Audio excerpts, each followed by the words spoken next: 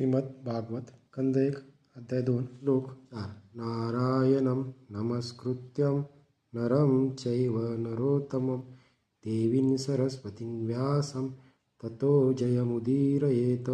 विजयाचे परमसाधन अशा श्रीमद् भागवताची कथा प्रारंभ करण्यापूर्वी प्रथम भगवान श्री नारायणांना तसेच नरोत्तम नारायण ऋषींना, विद्येची देवी सरस्वती मातेला व ग्रंथकार श्रील व्यासदेवांना सादर प्रणाम करावा.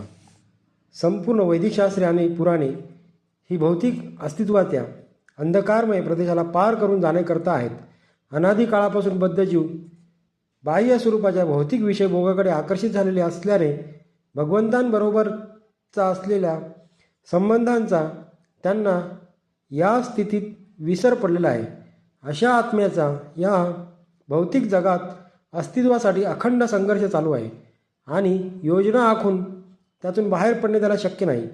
जीवनार्थ चाललेल्या या संघर्षणातून त्याला मुक्त व्हावयाचे असेल तर त्याने भगवंतांशी आपला शाश्वत संबंध पुन्हा प्रस्थापित केला पाहिजे. त्याला जर उपायकारक योजना ग्रहण करण्याची इच्छा असेल तर त्याने वेद आणि पुराण याचा आश्रय घेतला पाहिजे. पुराणांचे विभाग अशा रीतीने केले आहेत की मनुष्यांचा कोणताही वर्ग त्याचा लाभ घेऊ शकतो आणि क्रमाक्रमाने गमावलेली स्थिती त्याला प्राप्त करता येते. श्री सूत गोस्वामी पुराणांची पाठ पद्धती दर्शवितात. वैदिक साहित्य आणि पुराणे यांचे जे प्रचारक आहेत अशा मनुष्यांनी या पद्धतीचे अनुसरण करावे.